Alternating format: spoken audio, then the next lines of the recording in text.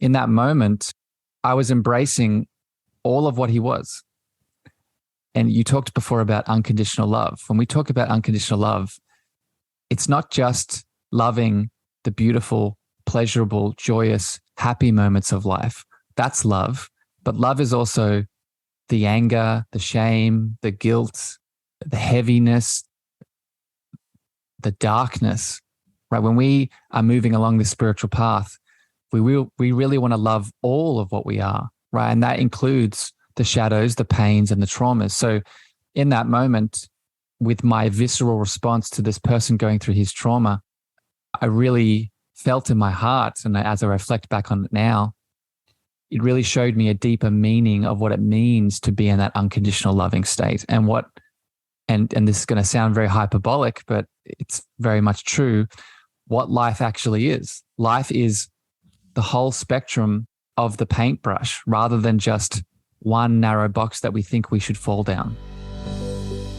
Welcome, beautiful beings, to season 2 of the Cosmic Love Antenna podcast with your host, Harrison Meagher. This podcast sets the loving intention of creating the mystical space needed to pull back the layers restricting health, alignment, and love. Now let's walk you home to your cosmic spiritual heart space. Today you found yourself on an extra special rebroadcast episode where I am shooting you full of a bit more love from my heart space to yours. This episode was recorded on the Social Psychic Radio with the beautiful Jason Zuk, where he interviewed me for some deeper reflections. We talked a lot about spiritual healing in general, spiritual awakening, my spiritual journey. We talked about my most profound spiritual moment. We talked about the deeper spiritual questions that sort of move through us and we're always asking, and so much more. So I hope you enjoyed this today. Remember, if you did, definitely go check out Jason's show, the Social Psychic Radio. Share this episode out, leave a review, do all the things. But know I love you unconditionally. Strap in, get comfortable, and enjoy the love.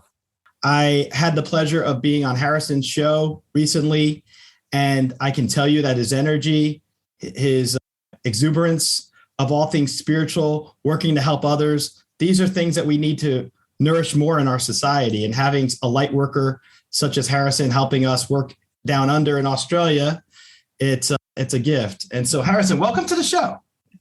Thanks, Jason. We were just talking about this, but I'm so excited for this conversation. I've spent the last couple of months focusing on being the podcast host, and I haven't had the opportunity just because of work, and I'm so grateful for it, but I haven't had the opportunity to be guest in a while on a podcast. So it's so nice to be in your energy and be held by your beautiful space. So I'm excited to be here. I really appreciate it. It was a pleasure for me to be on your show. And it's interesting you bring that up. I noticed that the more shows I go on as a guest to talk about my story and my message, and then being able to have you like on my show to do the same, I feel like we blend our audiences together. Yeah. And we give each other an opportunity to really like do some great work by combining forces and sharing our perspectives. Yeah. And hopefully the main goal I have with this interview today, just like anyone I do, is to let our audience get to know you better and give you a chance to share your personal story and your details, because I think you have a very compelling story. And I wanted to ask you my first question, because I know you're in Australia. Where are you in Australia right now? So for people that are maybe haven't been, or because I know a lot of my audience, for example, are in the US. And when I explain Australia, it's like that thing that's on the other side of the world with the crocodile hunter, and that's about it. So I live on the East Coast, and I'm in between Sydney and Brisbane. So if people know Byron Bay and the furthest east point of Australia, that's where I live. I told you when we were on your show, I said I'd been to Australia in 2011. It was on my bucket list. I went for 3 weeks in May of 2011, right before, I guess it's your winter. And it's such a beautiful place with 20 million amazing individuals who were very receptive to me during my visit. I got a chance to stay in Sydney for 2 weeks and then travel from Brisbane up to Cairns. I did miss the Great Barrier Reef by about a half hour, so I knew I had to return at some point in the future. But now you have an excuse. Now you have an excuse to come back, sir. Absolutely. I loved Australia. I still love Australia. So anyone who's down under, I love being able to share on my show. I will say that one of the most interesting things from my vantage point, being an American visiting in Australia, was how you guys have some unique abbreviations. I remember I was on Bondi Beach and I was asking one of the lifeguards a question and they said, "Oh, just DeSalvo." And I was like, "What? DeSalvo?" And I found out that meant afternoon. And I'm like, how is that abbreviated as afternoon? But I loved it. And then there was that other stuff, the food. There's some stuff you dip stuff in and it's like bitter tasting. And I tried it and you guys swear by it. But for someone like myself, it's an acquired taste. Vegemite. Yes. That's the one. Yes. I loved it. I'm so grateful to have you on and share your experiences today. My first question to you is, how did you start on your spiritual journey and what motivated you to embark on? Ooh. So I appreciate the question, my friend. And it's actually something I've been analyzing more recently because, as we discussed, I think these past experiences, while the most important moment is the present one that we're in right now, our past experiences pull us to the audience, to the souls, to the beings that we need to be in, because that's how we relate to people based off the things that we've done. So I can definitely point to a couple of different situations, but the biggest one, I think, in terms of what activated the awakening that I'm on now and the things that I do in the world through my business, through my podcast, I actually started, funnily enough, in your country. And I spent a big chunk of my late teens, early 20s, really exploring and traveling the world. And I'm really grateful for the beautiful experiences, the people that I got to meet, the places I got to live. But I classify it as my time period in which I externalized the self, meaning that I didn't really know who I was. I didn't know how I defined myself. I didn't know my value or my worth. And I deemed that as something outside of me, right? Through the people that I was meeting, through the places I was traveling, through the alcohol I was consuming, the experiences that I was moving through. And it reached a point where I think God or universe or source, whatever you want to call your beautiful higher power, stood up and said, okay, you need to see something else here. You need to see that these things don't define you. These external things, while you feel like they are giving you a lot of love and validating your love, that is not where your love comes from. And long story short, all of it was all taken away from me very abruptly. I was detained and deported at LAX for a period of 4 days, and it was very traumatizing and life-changing. And it was a step that I had to take to go inside of myself. The only place I could go at that point, because everything else was so now telling me that I was a criminal, a horrible person, a bad person, the only space I could go was inside. And that is what sort of sparked a lot of the work that I do now. I love that example because bad things happen to amazing people. And from my vantage point, that point of reflection, I feel like sets you really on your journey of where you are now and where you're going and what's coming up. And I wanted to ask you, what has inspired you the most in the recent couple of years that has led you to embrace love as a message and theme and to build coalitions? What has driven you? What's your motivation? So I grew up in, I wouldn't say my family was super religious, but I grew up in a pretty religious culture, school, environment in general. And from a very young age, I learned that God was, or the higher power, that in my context, it was Catholic and Christianity, but I learned that God was this thing outside of me on a cloud. And without going into that whole story, that never felt aligned with me. And so I went atheist. And then fast forward due to a lot of different events, that one I just explained and some others, I came back to a understanding that not only is God is outside of me, but God is also me and inside of me. But it's not just in me. It takes a very particular type of form. It takes a very particular type of frequency, and that frequency is love itself. So that is the deepest realization of love that's really come into my awareness, not just the emotion of love that I have with you here today in this beautiful container that you've made on your show. That's love, but more of a sort of beingness of love, more of love as that higher power that is outside of me, but also inside of me. And if I'm open and willing to do the work that is needed along my spiritual path, I can connect into deeper spaces of that love to then share with the world. That's an amazing answer, actually. I agree with you 100%. I think love is the invisible force that combines us all together on here and as well as the afterlife. When we die and cross over, I believe it unites us to our loved ones where they can stay connected to us regularly. And so when you gave that answer just now, that really resonated with me. Mm-hmm. And I think unconditional love, while we challenge ourselves to attain it, it's everywhere. Yeah. And we just have to learn to allow ourselves to be vulnerable to it, to express it, to receive it. So many people who challenge themselves with self-love have a hard time loving themselves because of prior traumas, or if it's verbal abuse or physical abuse or whatever it is, low self-esteem. And I feel like if so many people are able to learn that love is unlimited, it doesn't cost anything but your time and energy and effort and focus and your ability to allow yourself to open up, let your walls down, to be vulnerable to one another and take those risks, live outside your comfort zone, kind of like you mentioned a little with traveling. We can all discover how powerful love is in our lives. And the beauty of it is, and that's why I always talk about pay it forward.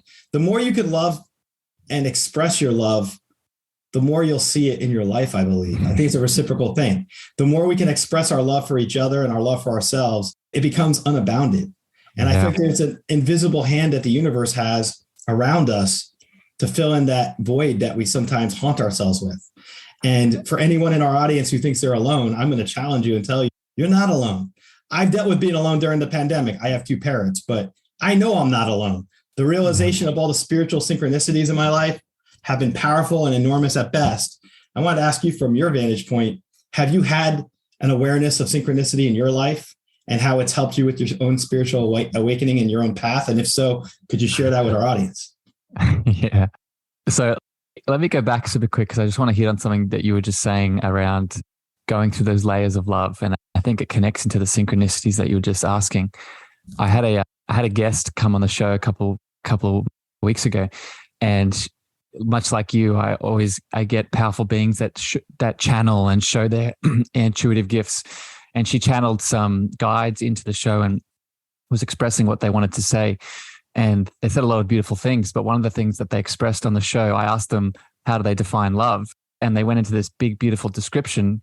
But they made the point that us as humans, we need to start just expressing love for each other more, not just the romantic and relational love, just love as a state of being. That if we can, how we start to move through those layers is just telling people that we love them, that there's no expectation. There's no, if I say I love you to Jason, that doesn't mean we're going to get into a relationship right now. It just means that is me expressing my love. And that's what pulls through those layers. So I want to plant that seed for people that when we say love here, as Jason is beautifully highlighting, it's more than just sometimes that fear that we have of, oh, I'm going to get in a relationship if I say that with someone.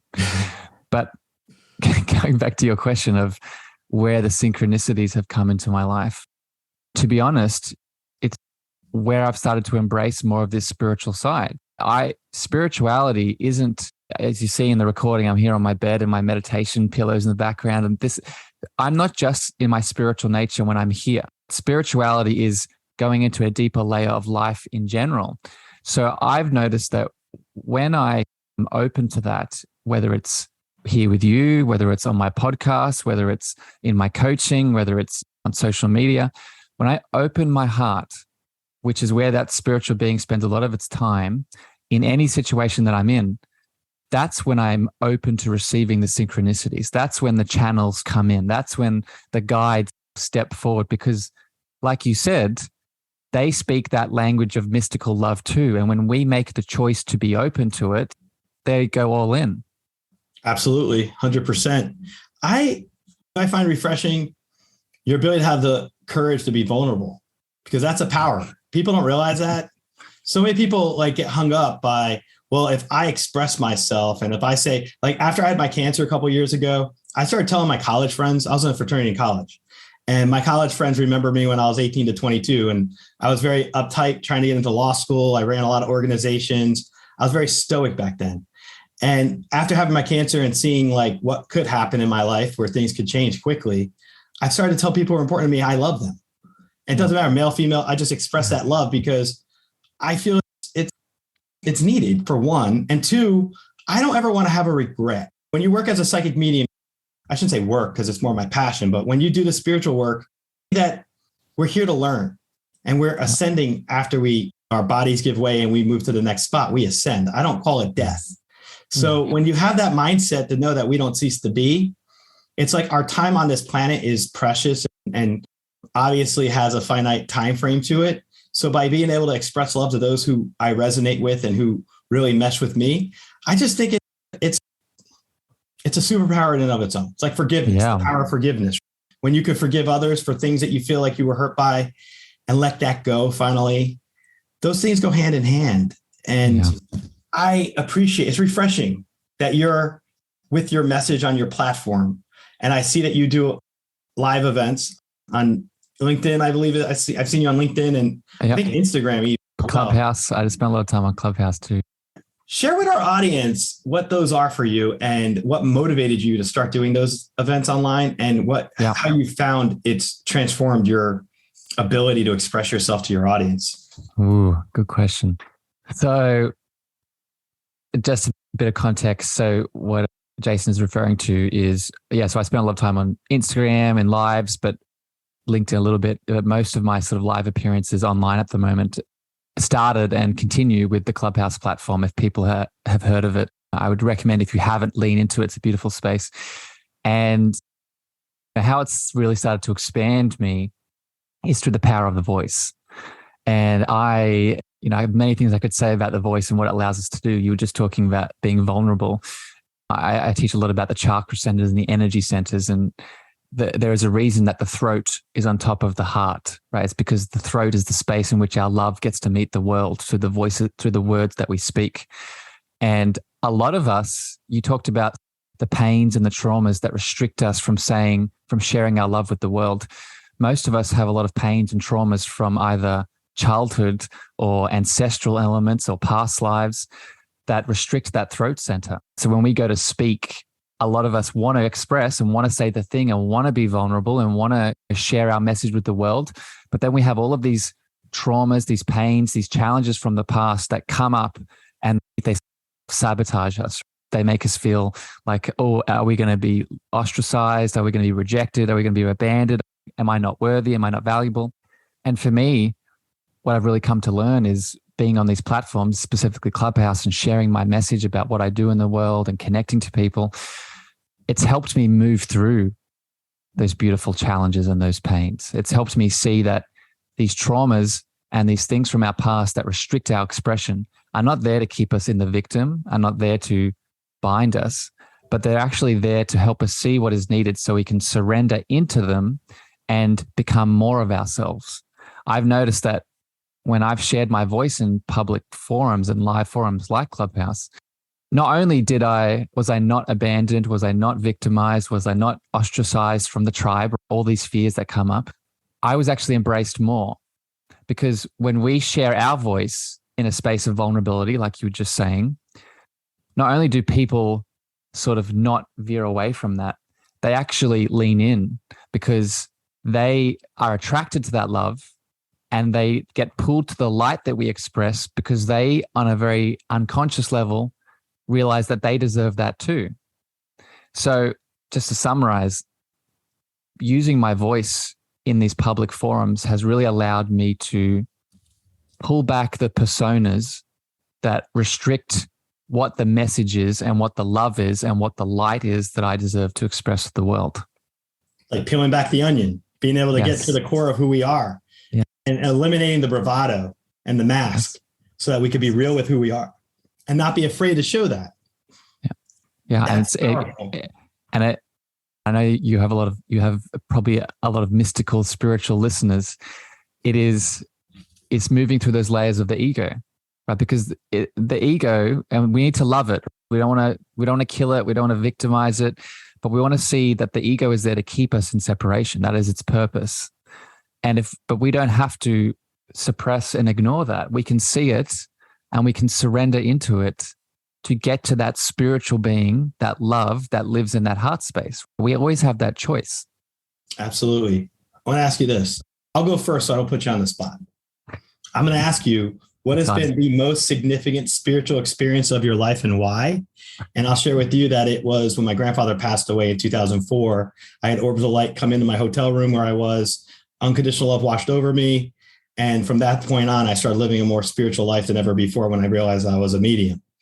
And I want to ask you, from your vantage point, if you'd feel comfortable sharing, what was your most significant positive spiritual experience and why? All right.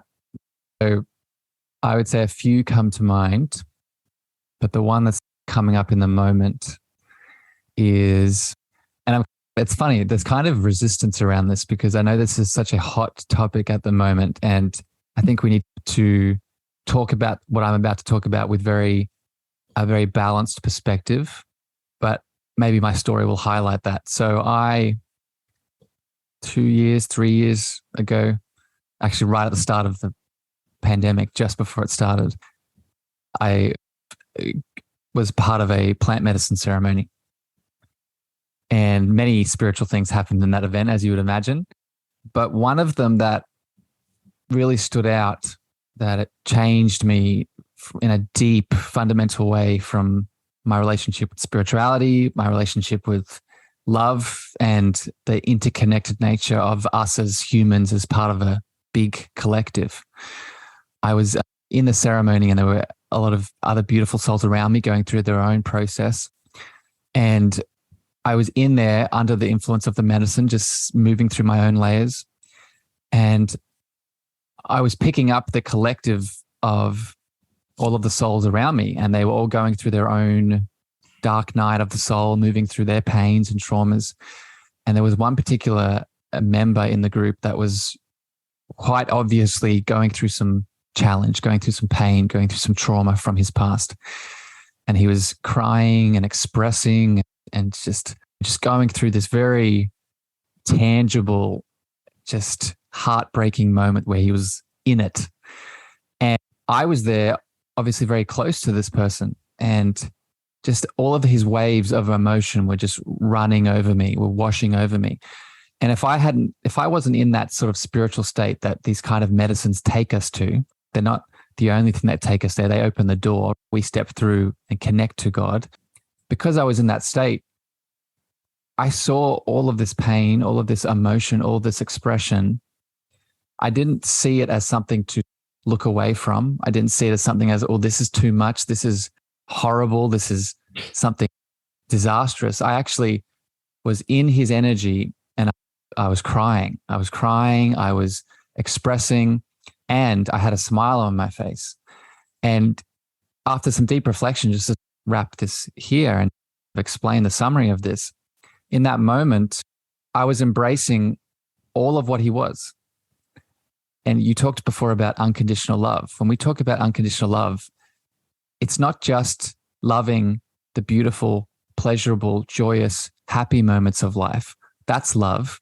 But love is also the anger, the shame, the guilt, the heaviness, the darkness, right? When we are moving along the spiritual path, we really want to love all of what we are, right? And that includes the shadows, the pains, and the traumas. So in that moment, with my visceral response to this person going through his trauma, I really felt in my heart, and as I reflect back on it now, it really showed me a deeper meaning of what it means to be in that unconditional loving state. And and this is going to sound very hyperbolic, but it's very much true, what life actually is. Life is the whole spectrum of the paintbrush rather than just one narrow box that we think we should fall down. I love that. So in other words, you're looking at it from a Gestalt point of view, the whole. I buy into that as well. It resonates well with me that you think about all the loving someone for their flaw. One of the things I did earlier was I meditated. I came up with a post on my Instagram. I said, love your setbacks, love your haters, love your muse. Like I just said, but more importantly, love yourself. I listed a whole bunch of things. And to me, it's synchronistic that we're talking about this right now, because when we go through our down moments, so many people tend to walk away and not want to be bothered. that's when we need help the most. Yes. It's not where we feel disconnected and by ourselves, but to cultivate those connections with one another to help us through trying moments. And I think that's a big reflection of where you're at right now, that you can identify that and see that for yourself. And that's something that I've only recently started realizing myself on my journey. And I believe, just like you, we're all on our own journey. With the COVID thing, it was a very introspective period for me because we had 2 years of dealing with it. And I go by the social psychic, not the social distancing, social isolated psychic. So for me, I'm still getting adjusted to life post where we were to be able to go out more and do things, but I'm very comfortable on my own too. So I've changed and transformed myself. And I guess from my vantage point, I want to ask you, when you went through the pandemic down under, what transformed the most about you and why? Love your questions, sir. You're that I can tell that your sort of intuitive channels, it's firing today. I love it. Thank you. Many things, but I think the thing that I'd love to share with you and your audience is, and I talked about this yesterday, and this is now something I teach about because I went through it, and I think that's the best way we can teach things is from our personal experience. It was really embracing the archetype of the hermit. And it sounds like you were doing that too, but I really just leaned into it. And what I mean by that is, I think in our spiritual awakening process, like you just highlighted, a lot of our layers and a lot of our shadows come up to be seen. And in that process, a lot of our friends, a lot of our family members, a lot of our outside elements, they're going to be triggered by this. And we can sometimes feel very lonely and isolated from that in itself.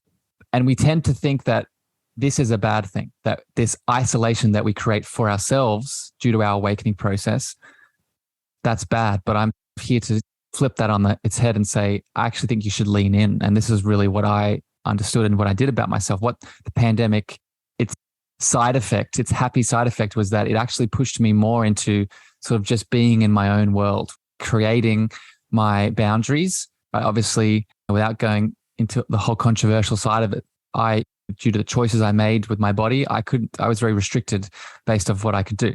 So I could only spend time here.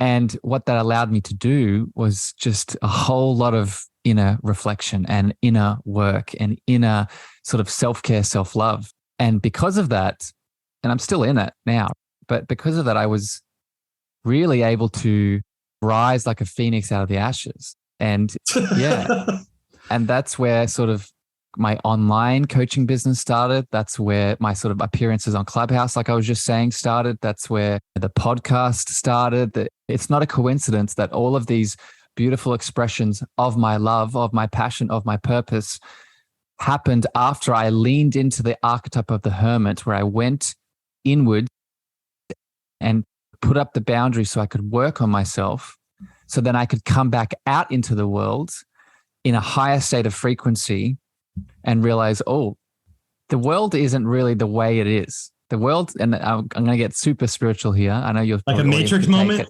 Yeah. The world isn't objective, right? The world is a reflection of our internal state of being, right? So if we can go inwards and alter and change and heal and expand that inner state of being, paradoxically, when we step back out into the world, it will reflect that frequency back to us. Definitely. I love the word manifestation.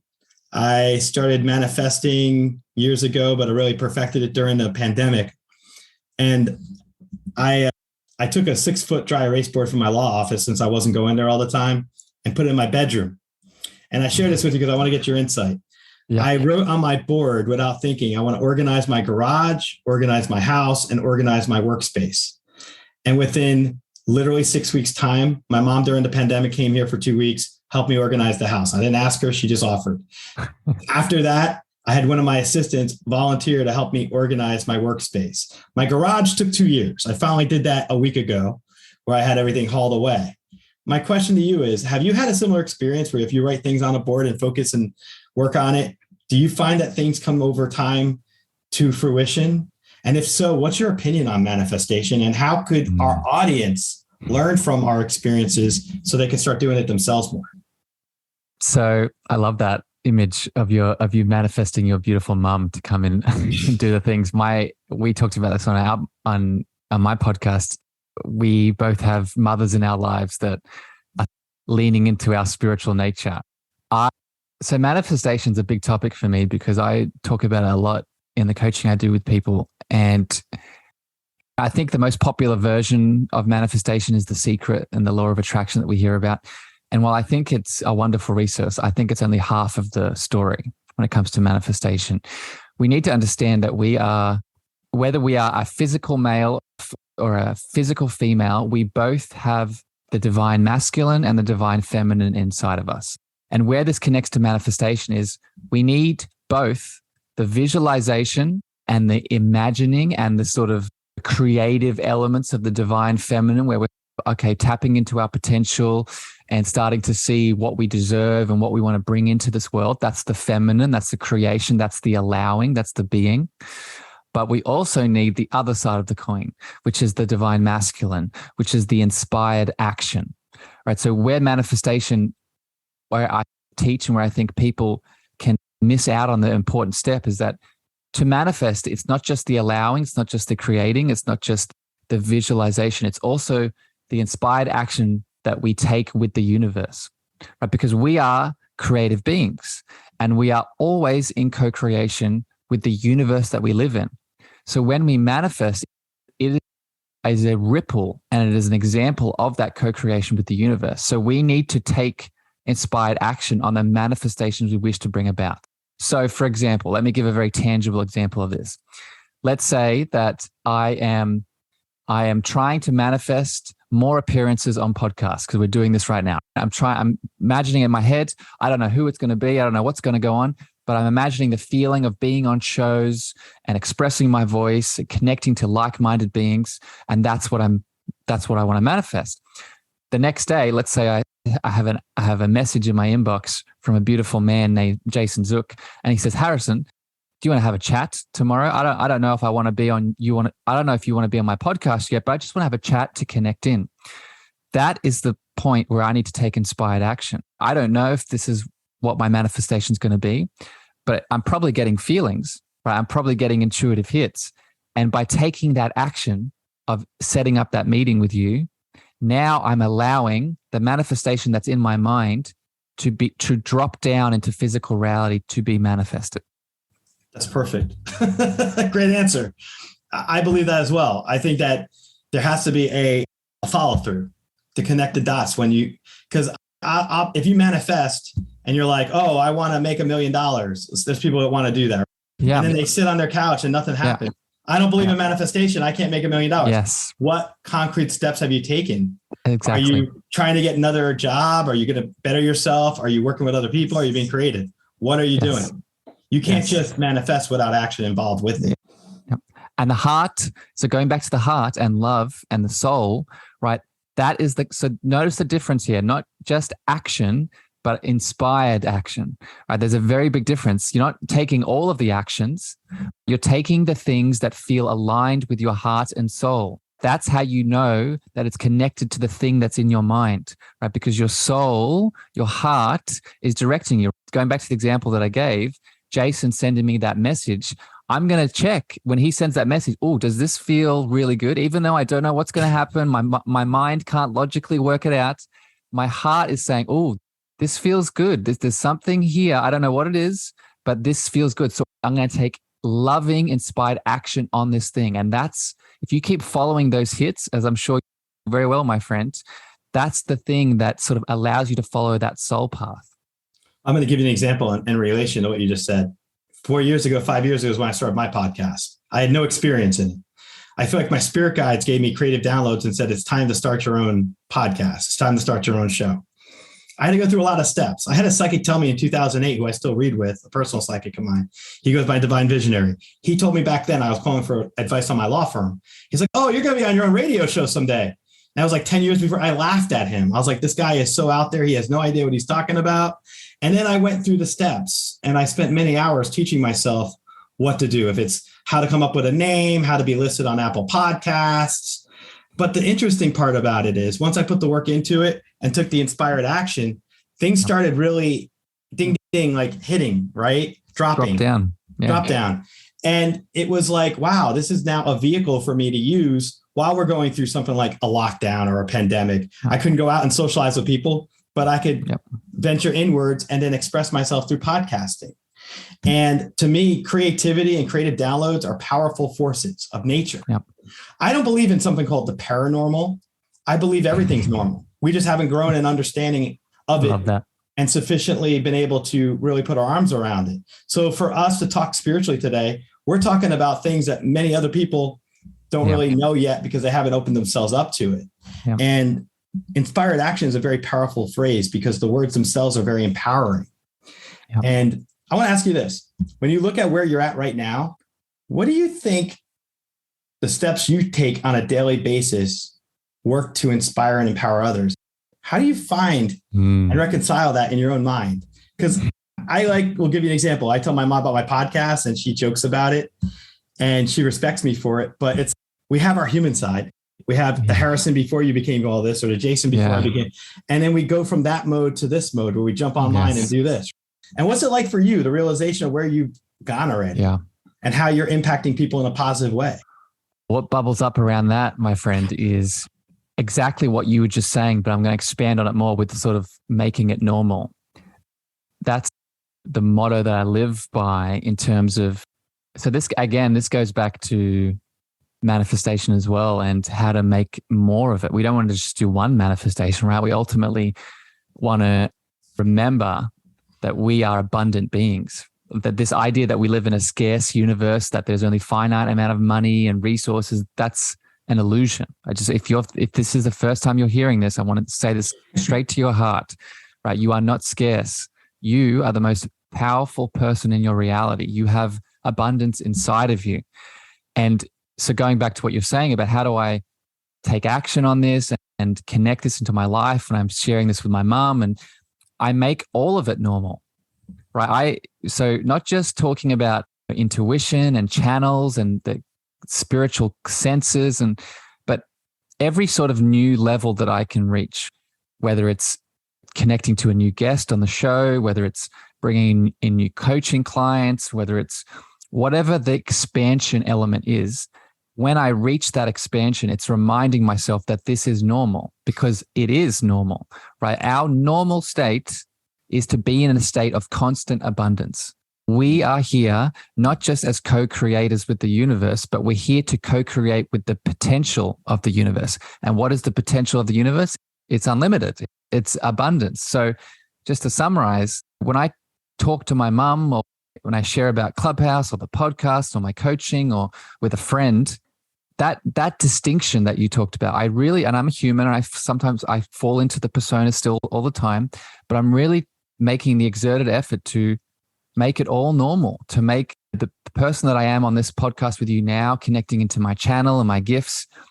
I try to make that the person that I am in all aspects of my life because I know that is me. I know that is my current space of uniqueness. And if I can share that uniqueness across all aspects of me, then I am truly aligned with myself. Wow. I appreciate that answer. And you brought up a good word that I wanted to hit on next, abundance. Yeah. Too many people, I feel, focus on material wealth and on prosperity and financial gain. And that's just the way things are. For me, after I had my cancer, another point of reflection for me, I've learned to appreciate the word abundance, which means not just having the ability to take care of yourself, but having this inner growth and generosity on a spiritual plane, which has nothing to do with financial gain. And because one of the things I realized with all the readings I've done, everyone crosses over. Guess what? We all start from scratch. We're all tabula rasas when we go back to where we started. We think when we come here, we're born, we're tabula rasas. Well, guess what? We leave all these physical things we've accumulated to go back to the spiritual realm where we start back again. So everything that we develop here, I challenge our audience to try to do more abundant things in their life to help others and grow and have a growth mindset and work to pay it forward and do positive things. That abundance isn't just material gain or wealth. And I wanted to ask you, in light of that, have you found from your own examples and your own life experience that when you work with people to help them have that paradigm shift that we're spiritual beings inhabiting physical bodies in this world. And that when it comes to everybody wants to be financially comfortable, I get that. Yeah. But at the same time, trying to challenge ourselves to the higher level of where we could really make our time spent in such a way that has that significant, meaningful impact. That's what abundance means to me. Yes. Yeah. And the funny thing is that if you tap into that, the money is a side effect. Correct. Right? And I know you've experienced this, and I'm starting to experience this. The more that we tap into the abundance of what our spiritual being is made of, let me explain it from this angle.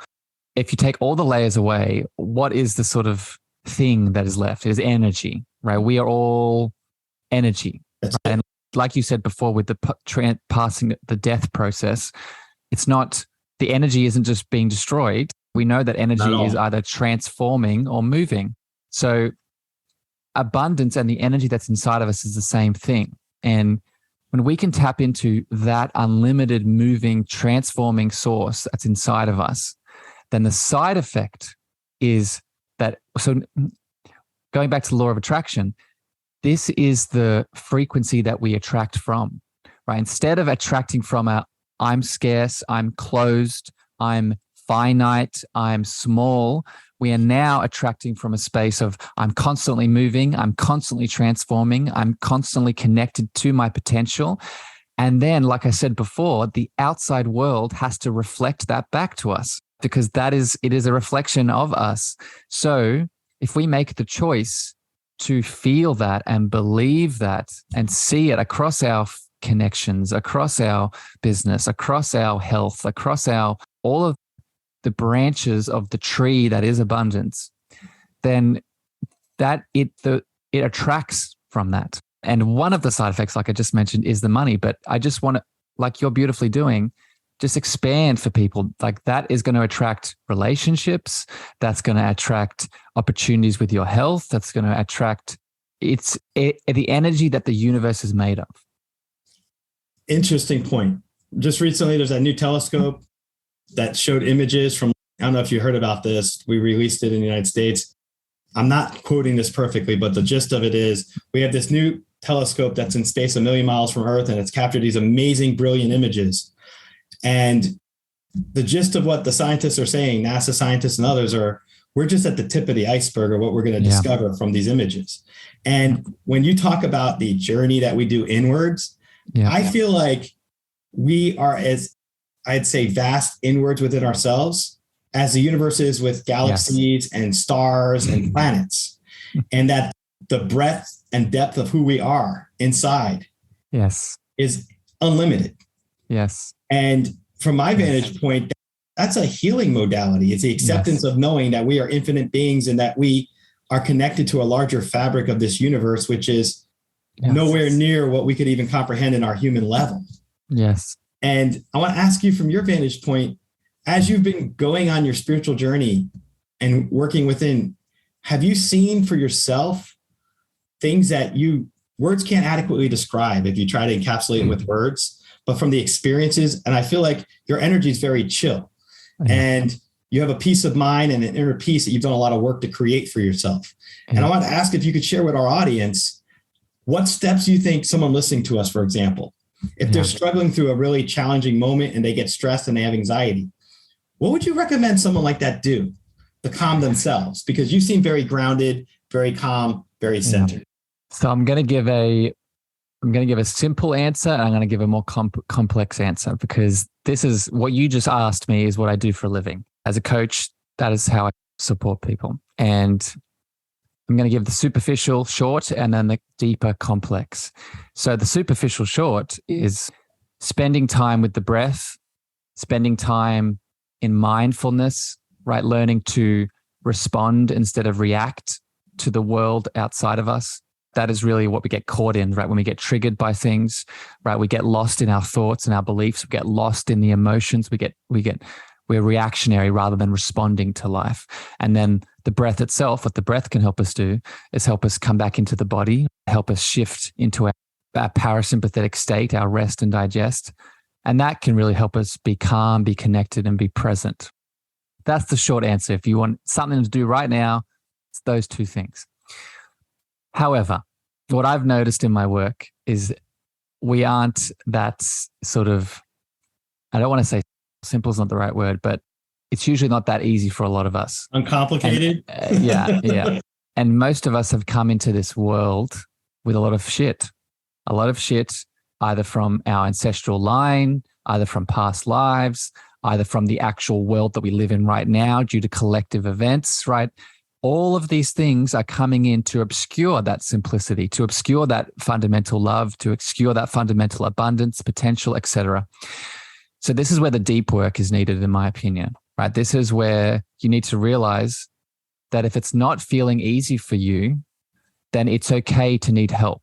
It's okay to need help to deal with the shit that we all have that is sometimes very complex and hard to move through. And that is where, in the work that I do, there's a couple of things that I use. So I focus in on the chakras and the energetic centers and the inner child, right? So the chakras and the inner child blend together in many ways, and working with those things help us start to pull back the layers. Then I go into ancestral healing, right? Going down the mother line and the father line, because we know that if my dad has had trauma or my grandfather has had trauma that he hasn't been able to deal with for whatever reason, it's passed on in the ancestral line. And that's probably the thing that's stopping me from connecting to that breath or connecting to that heartfelt space. And then the final thing is, in this spiritual conversation and these spiritual heights, these emotional heights, we tend to forget about the physical body, right? We tend to forget the importance of why we are here. Why not just the spiritual being, but we are a beautiful human being too in a physical body. And when we neglect the physical being along the spiritual path, that is also something that I found in my experience disconnects us from that fundamental potential, that loving, that spiritual source.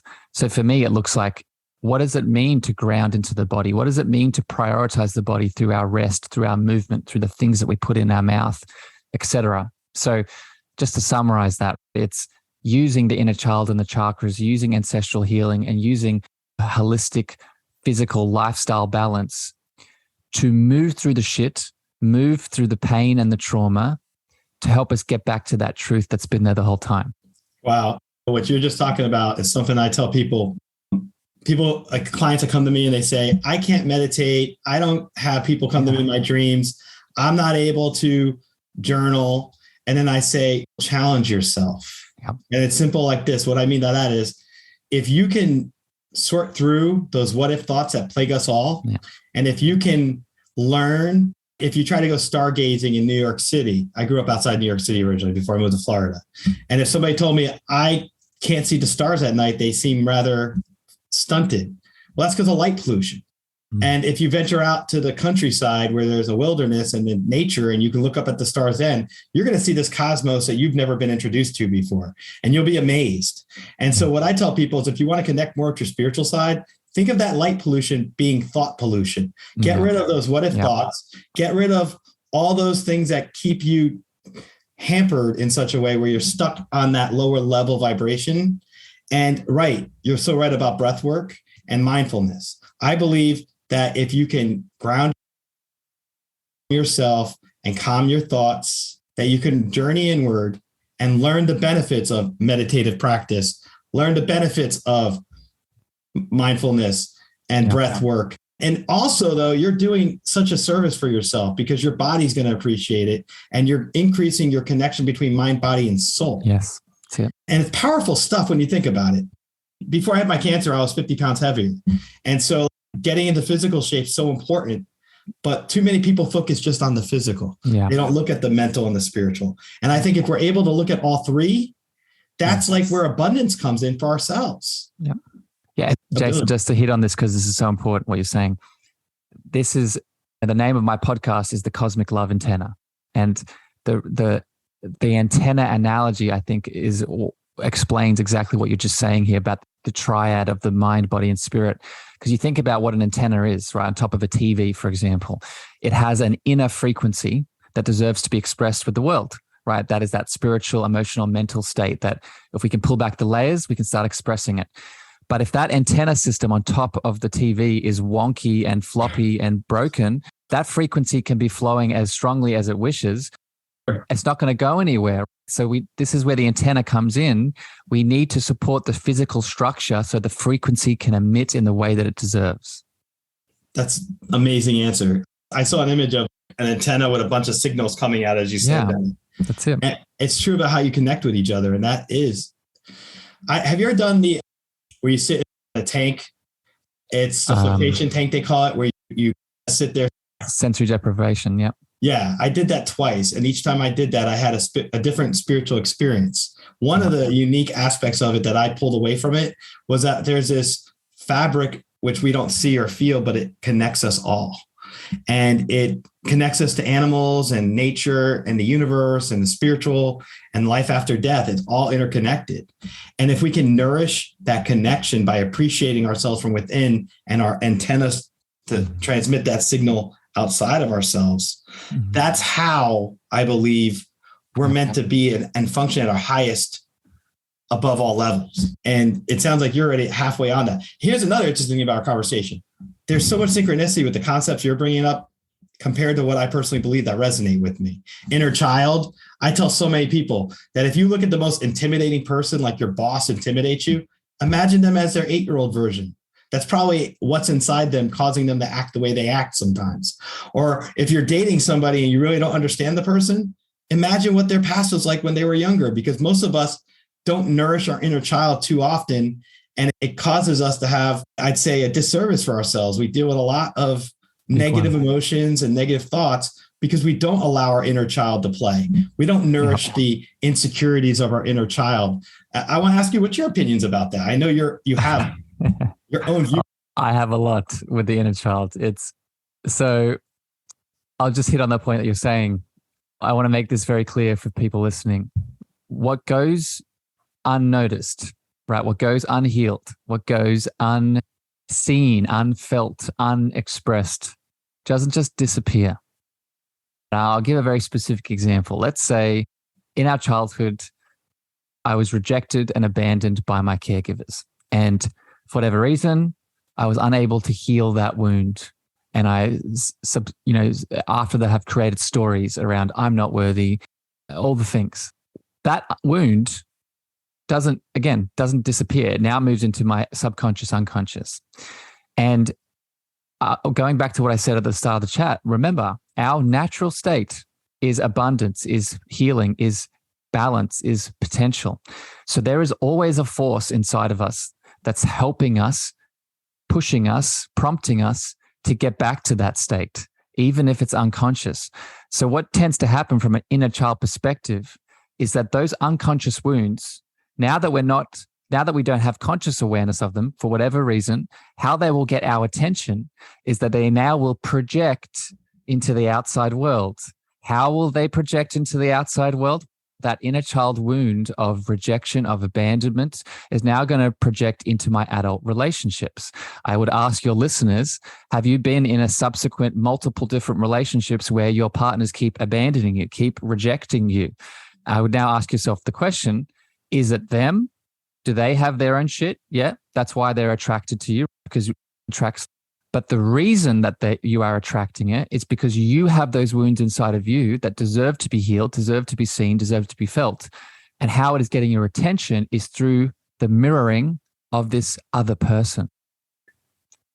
Without going off into a whole other tangent on this, I would just encourage people with that inner child topic to really always come back to yourself, right? You are the most important person in your world, and that is not selfish, right? That is self-love and that is self-care. And when you start to see the inner child come up in relationships as one example, move out of the victim. And I say that with so much love. I say that as someone who often catches himself in the victim. So I'm right there with you, no judgment. But move out of the victim and ask yourself, right, how is this happening? Instead of this happening to me, how is this happening for me? What wound is this allowing me to see? What emotion is this bringing me up to feel? What story is this reactivating so I can reprogram that leaves me in a state of expansion rather than being in the victim that's being persecuted? What you said resonates with me on a one-on-one level, because I was one of those people that was abandoned as a child in a way and had to work through my own issues as an adult. I got ghosted a couple of years ago by somebody I cared about, and it brought it all the bubble during the pandemic, actually, heat of the pandemic. So for the last 2 years, I was like, wow, I didn't realize I was dealing with these issues. Fear of abandonment. If someone ignores me, that's like death to me. Like if you want to talk to someone and you're muted, I feel like that's probably why I have a podcast. I get to talk, and it's one of my passions. And Jason, just to put this point in, because it's coming up, connect this back to the money thing, connect this back to the abundance thing. Another way that these wounds show up is in our relationship with money. If you like, this is the big thing in my world at the moment, that I'm in this, like everyone, I'm moving through this, and I see clients that come into my world, and when they say no for whatever their reason, their beautiful reason is, to my services, that same wound that is activated in an intimate relationship is activated, right? It's another manifestation of the same thing, right? So I want to put this out to people. If you also have money challenges, if you feel like you're self-sabotaging yourself in your business, or money keeps moving away from you than attracting, look at these inner child wounds. And if you can heal that wound of rejection and abandonment, the intimate relationships and your relationship with money will most likely shift as well. You're right about that. So right. I would love to have another episode with you on other topics like inner child. Yeah, and, you're a wealth of wisdom. You're a wealth of wisdom. And this hour has gone by like a flash of light to me. We're going to have to plan something else. I would love to have more episodes and have us collaborate further, because I think the conversation topics are off the charts in terms of synchronistic and relatability. And I like sharing your message. I love sharing your message, I should say, in terms of what you have to offer us and your insight. Jason, I'd love to give you a bit of love here. So I receive it, sir, but I'm going to reflect it back to you just from my perspective. It's so nice, and I'm sure this is why you have the audience that you have and you have the success that you have. It's so nice to be in another divine masculine's energy that is open to this kind of work. And I'm just trying to be vulnerable and open as I always am. Yeah. And I'm not saying this as if this has just been my experience. There are so many divine feminines out there that are in this work, and it's beautiful. And maybe it's just been my experience, but it's been challenging for me to find other men in this space that are open, much like I am open. So I think, just to summarize what I'm saying here, why this energy is flowing so abundantly, and this happened on my show too, right? We said the same thing at the end of my show, right? It's because you're so centered in your divine feminine and your divine masculine, my friend. And I just want to honor you for that. And your journey, your story, your gifts, I can feel it. I can feel the passion and the purpose. So just sending you love. So, well, I appreciate it. I receive it 100%. I'll give you a tidbit. I'll share with my audience. So for the longest time, I struggled with money myself. And I recently decided I was going to sell my place because it's grown a lot in value. And I've started manifesting that. And today I had a reassurance of financial stability that made me want to go jump up and down for joy, so to speak, because I know everything I'm manifesting right now and everything that I've been through, challenges in my life. It's like there's new chapters to our book every day. And if we can look at what's ahead and not get bogged down by what's behind us, it's going to just illuminate the path we're supposed to be on. And my day today has just been massively incredible, and it's not even over yet. And I still have a few more hours of spiritual work to do. And between my show later tonight, I'm doing a call-in show, and I have 2 psychic readings I'm still doing after this beautiful hour we just spent together. I just have to thank you for coming on the show and being you and being real. And one of the things I appreciate the most about you is your authenticity. And I know we're going to collaborate a lot together. I could tell. And I was also going to tell you, you're going to write a book. So pay attention to when you start getting motivated and inspired to publish. And once you do, I want to help you with that and share your message further. I love it. So thank you so much. Received. I'm on it. The book's, it's coming. It's coming. I just want to thank Harrison for coming on the show today. As you can see from the last hour, we've just talked about various topics in spiritual context with relative ease. That's a unique gift. Harrison has a lot of unique gifts that I believe you'll learn more about. And check out his information. He's the host of the Cosmic Love Antenna podcast. He's a Czech certified holistic self-love coach, but that's just the tip of the iceberg. I think once you get to know Harrison more and work with him, you'll see firsthand the power and the empowerment that he can offer to you So check his stuff out. I'll have everything in the show notes. And if you want to hire him as a life coach, do so, because I really think there's benefits to working with coaching. Just like athletes need coaches to excel their performance on the field, so we all need coaches. We need coaches to excel with our own expressions of love for one another, our ability to venture out of our comfort zone, and our ability to be vulnerable and not fear it, not to be afraid to put ourselves out there on a line and live the best version of who we are. And that's what I believe Harrison's all about. So check out this information, stay positive, because when you're positive, anything's possible. Thank you. Before I leave you today, beautiful beings, I'm so excited to share a special announcement just with you. On the 20th to the 23rd of April, 2023, I and a fellow guest of the show, the beautiful Ali Paws, will be hosting live in Tulum, Mexico, the Cosmic Heart Tour. If you listen to this podcast week to week and you resonate with my frequency, with my voice, with my love in any of the topics I share with you, then most likely it is time for us to connect and heal in person. So I invite you to join us in Mexico. Join us for some meditations, activations, yoga, craniosacral therapy, a book release, a live Q&A, poetry, and so much more. These spots are going to fill up super quick because our intention is to make this exclusive and intimate. So please DM me Cosmic Heart Tour on any of my social channels. That's Cosmic Heart Tour on any of my social channels, Facebook, Instagram, TikTok, LinkedIn, and we'll book in a meeting so you can join the love. I'm so excited to connect with you in the flesh. Thank you for listening to the Cosmic Love Antenna with me, your host, Harrison. If you gained value or this episode hit your heart, please remember to share this out with a friend, a family member, or a lover. You can also leave your love over on Apple reviews and Spotify star feedback, and this helps me spread my frequency to more souls in need. Finally, if you want to connect with me deeper, want to reach out, interested in coaching, please follow me on Facebook, Instagram, TikTok, and LinkedIn at Harrison Meagher, spelled Meagher. Sending you so much love.